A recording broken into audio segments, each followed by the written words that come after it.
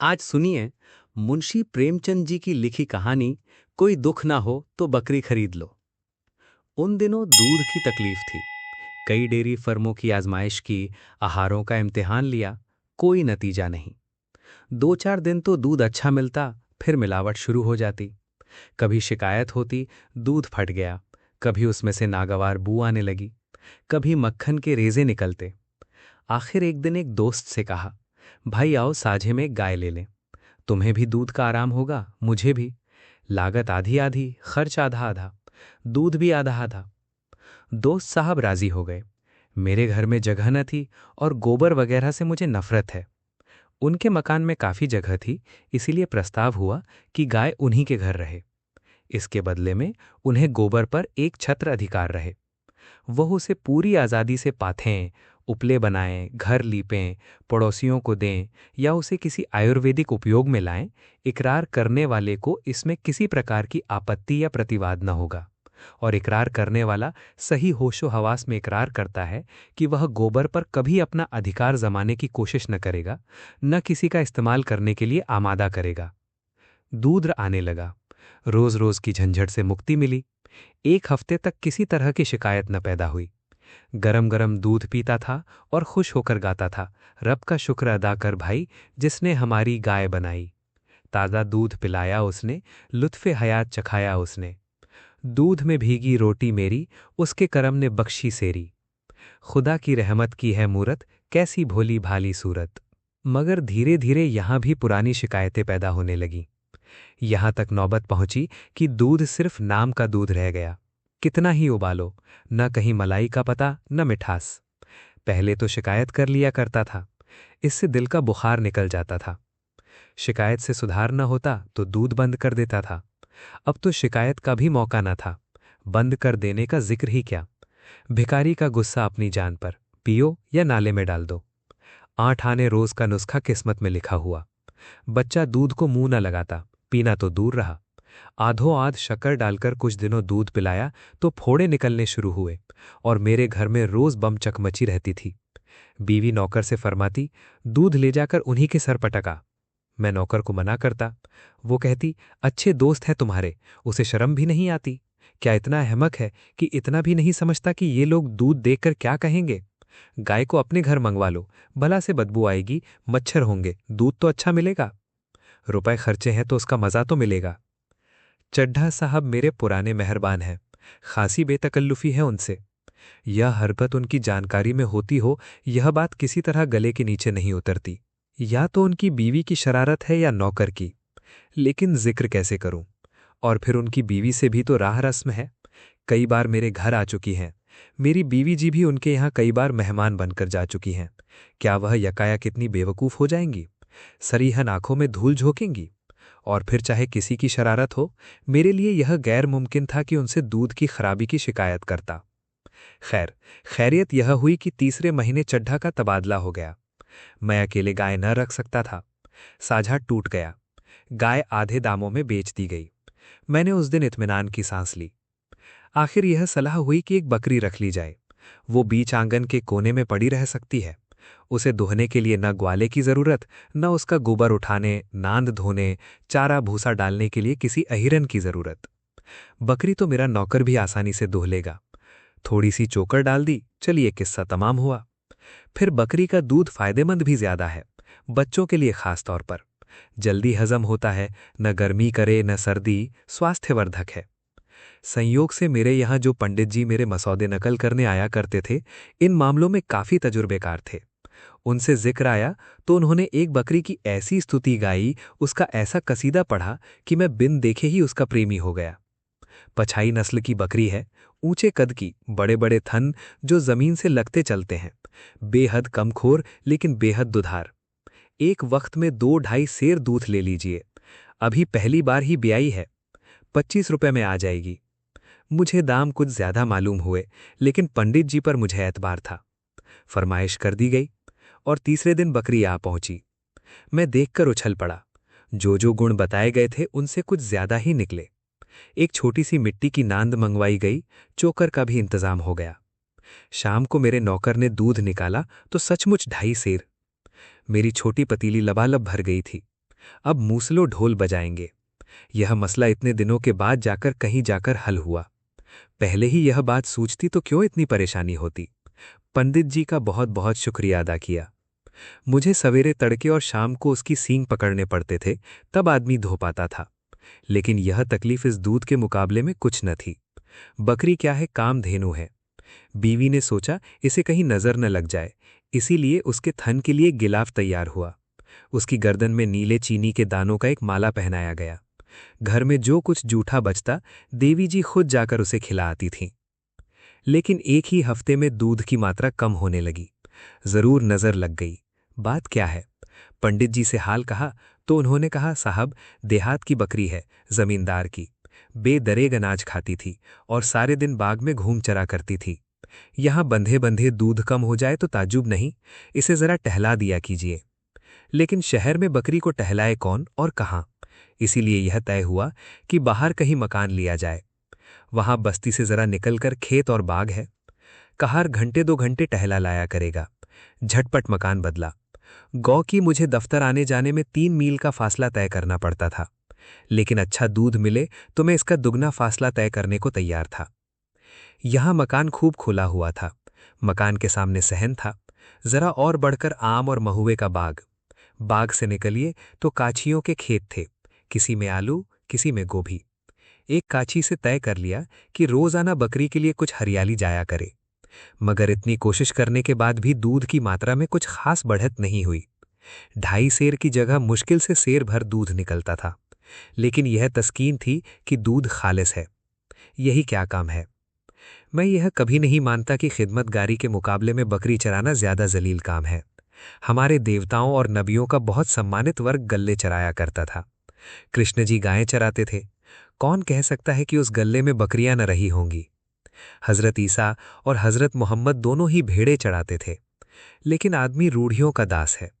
जो कुछ बुजुर्गों ने नहीं किया उसे वह कैसे करे।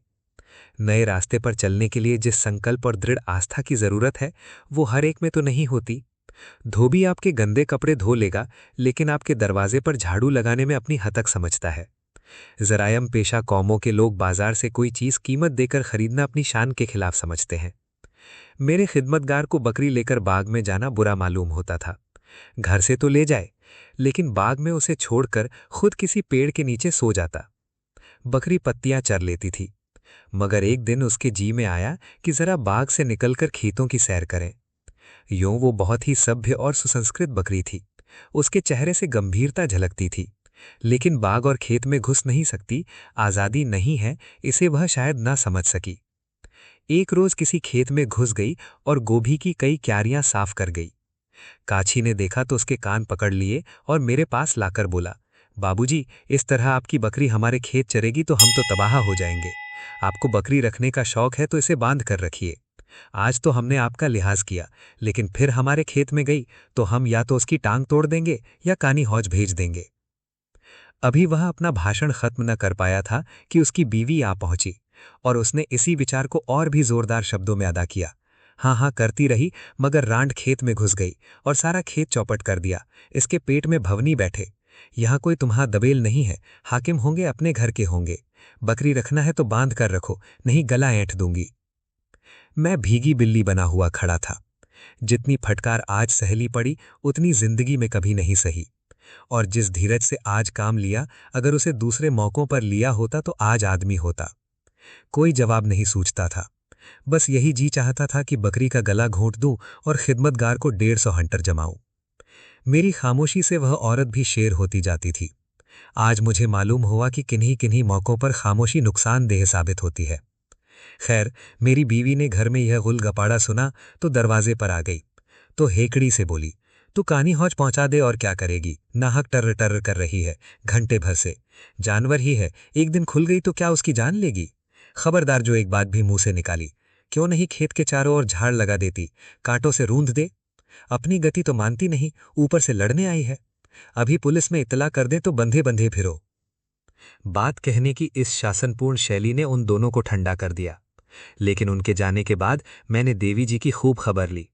गरीबों का नुकसान भी करती हो और ऊपर से रौब जमाती हो, इसी का नाम इंसाफ है। देवी जी ने गर्वपूर्वक उत्तर दिया, मेरा एहसान तो न मानोगे कि शैतानों को कितनी आसानी से भगा दिया, लगे उल्टे डांटने। गवारों को राह बताने का सख्ती के सिवा दूसरा कोई तरीका नहीं। सज्जनता या उदारता उनकी समझ में नहीं आती।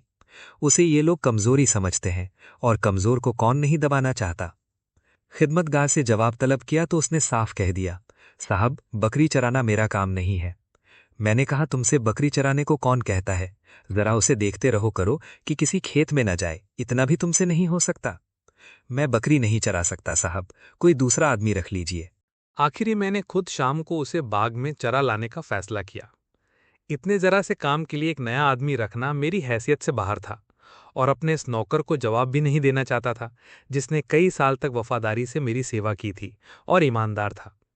दूसरे दिन मैं दफ्तर से जरा जल्द चला आया और चटपट बकरी को लेकर बाग में जा पहुंचा। जाड़ों के दिन थे, ठंडी हवा चल रही थी, पेड़ों के नीचे सूखी पत्तियां गिरी हुई थीं। बकरी एक पल में वहां जा पहुंची। मेरी दलेल हो रही थी, उसके पीछे पीछे दौड़ता फिरता था। दफ्तर से लौटकर जरा आराम किया करता था, आज ये कवायद करना पड़ी। थक गया, मगर मेहनत सफल हो गई। आज बकरी ने कुछ ज्यादा दूध पिया। ये ख्याल आया, अगर सूखी पत्तियां खाने से दूध की मात्रा बढ़ गई तो यकीनन हरी पत्तियां खिलाई जाएं तो इससे कहीं बेहतर नतीजा निकले। लेकिन हरी पत्तियां आएं कहां से? पेड़ों से तोड़ूं तो बाग का मालिक जरूर एतराज करेगा। कीमत देकर हरी पत्तियां मिल न सकती थीं। सोचा क्यों एक बार बांस के लग्गे से पत्तियां तोड़ें। मालिक ने शोर मचाया तो उससे आरजू मिन्नत कर लेंगे। राजी हो गया तो खैर, नहीं देखी जाएगी। थोड़ी सी पत्तियां तोड़ लेने से पेड़ का क्या बिगड़ जाता है। चुनाचे एक पड़ोसी से एक पतला लंबा बांस मांग लाया, उसमें एक आखुस बांधा और शाम को बकरी को साथ लेकर पत्तियां तोड़ने लगा। चोर आंखों से इधर उधर देखता जाता था, कहीं मालिक तो नहीं आ रहा है। अचानक वही काची एक तरफ से आ निकला और मुझे पत्तियां तोड़ते देखकर बोला, ये क्या करते हो बाबूजी? आपके हाथ में ये लग्गा अच्छा नहीं लगता। बकरी पालना हम गरीबों का काम है, क्या आप जैसे शरीफों का? मैं कट गया, कुछ जवाब न सूझा। इसमें क्या बुराई है? अपने हाथ से अपना काम करने में क्या शर्म वगैरह? जवाब कुछ हल्के, बेहकीकत, बनावटी मालूम हुए। सफेद पोशी के आत्मगौरव ने जबान बंद कर दी। काची ने पास आकर मेरे हाथ से लग्गा ले लिया और देखते देखते हरी पत्तियों का ढेर लगा दिया और पूछा, पत्तियां कहाँ रख जाऊं? मैंने झेंपते हुए कहा, तुम रहने दो, मैं उठा ले जाऊंगा। उसने थोड़ी सी पत्तियां बगल में उठा लीं और बोला, आप क्या पत्तियां रखने जाएंगे? चलिए मैं रखाऊं। मैंने बरामदे में पत्तियां रखवा लीं।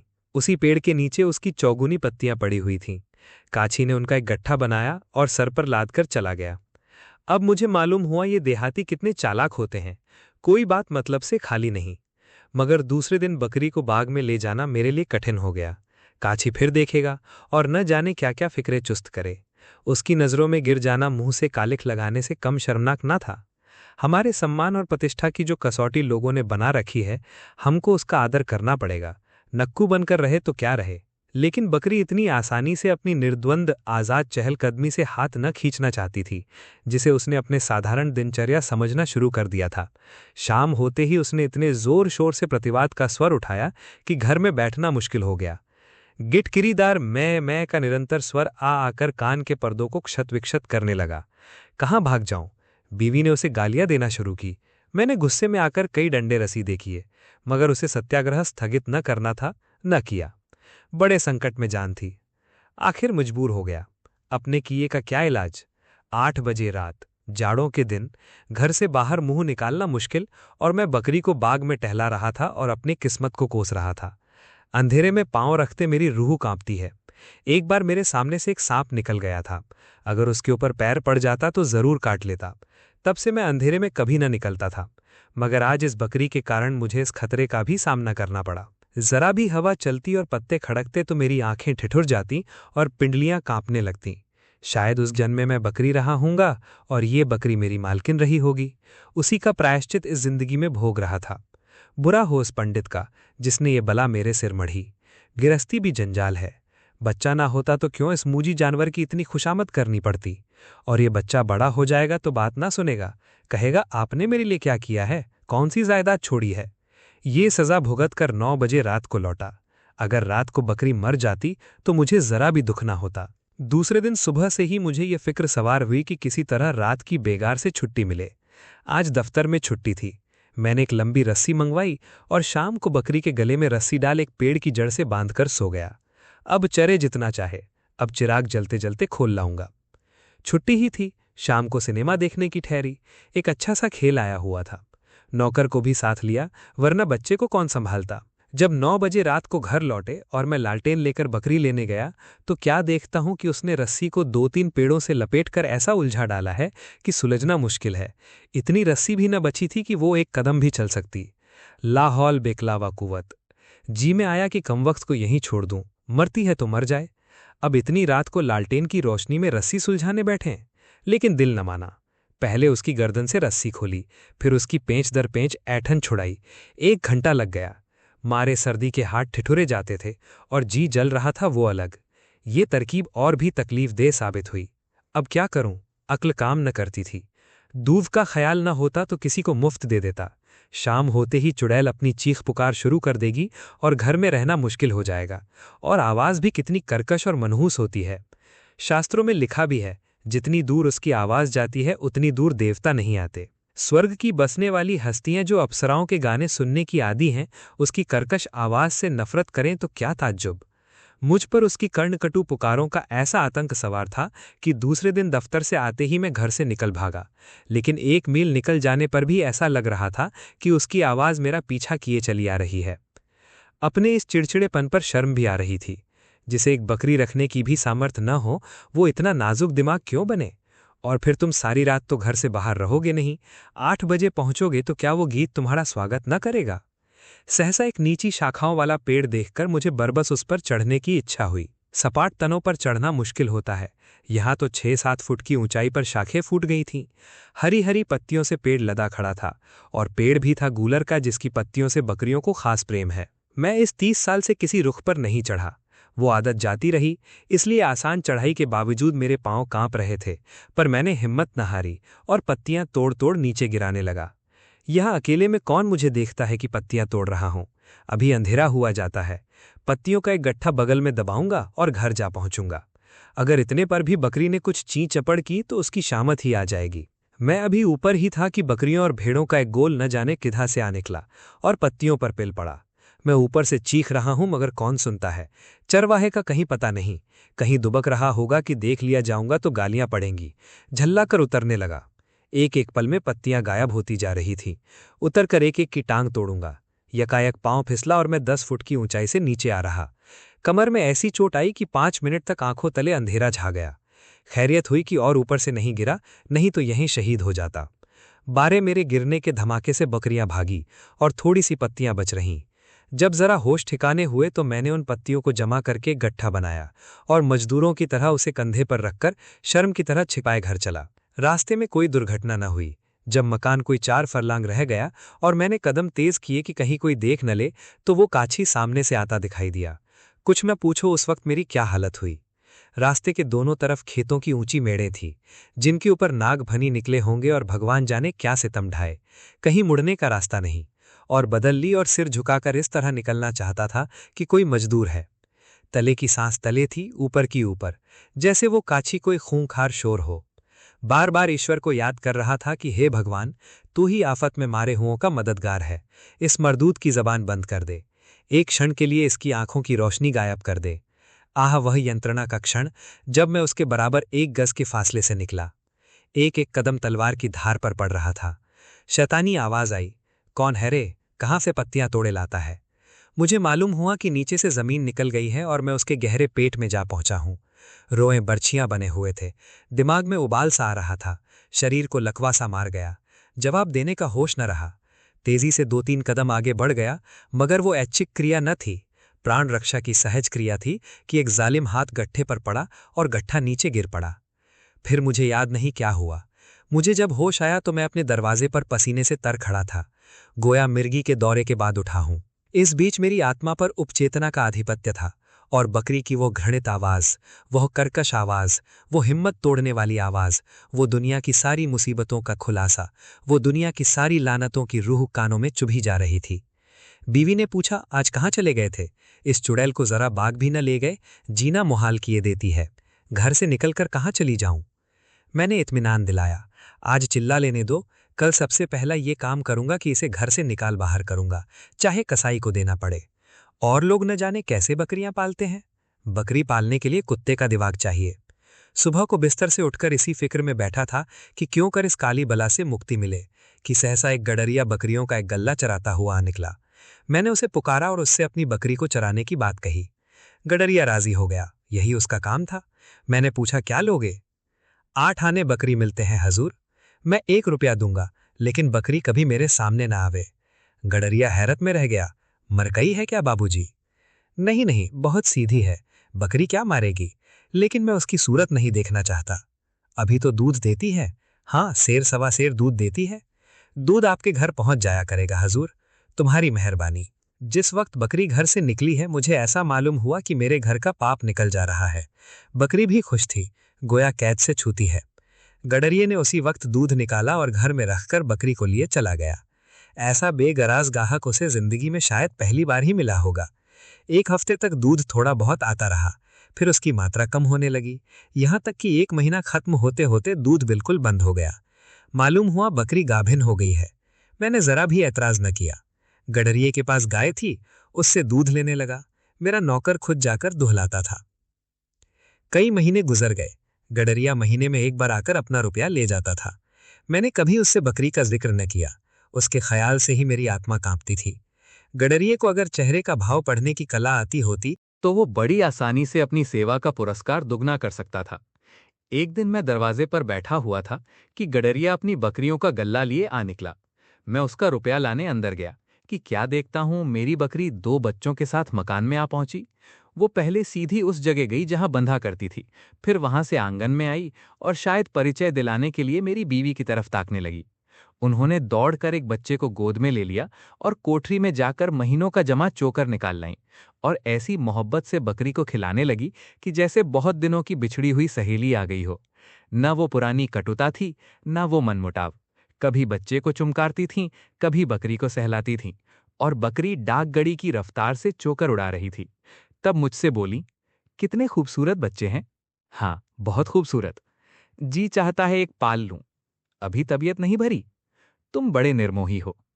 चोकर खत्म हो गया, बकरी इत्मीनान से विदा हो गई। दोनों बच्चे भी उसके पीछे फुदकते चले गए। देवी जी आंख में आंसू भरे ये तमाशा देखती रहीं। गडरिये ने चिलम भरी और घर से आग मांगने आया। चलते वक्त बोला, कल से दूध पहुंचा दिया करूंगा मालिक। देवी जी ने कहा, और दोनों बच्चे क्या पिएंगे? बच्चे कहाँ तक पिएंगे बहू जी, 2 सेर दूध अच्छा न होता था, इस मारे नहीं लाया। मुझे रात को वो मर्मांतक घटना याद आ गई। मैंने कहा, दूध लाओ या न लाओ, तुम्हारी खुशी, लेकिन बकरी को इधर न लाना। उस दिन से न वो गडरिया नजर आया, न वो बकरी, और न मैंने पता लगाने की कोशिश की। लेकिन देवी जी उसके बच्चों को याद करके कभी कभी आंसू बहा रोती हैं।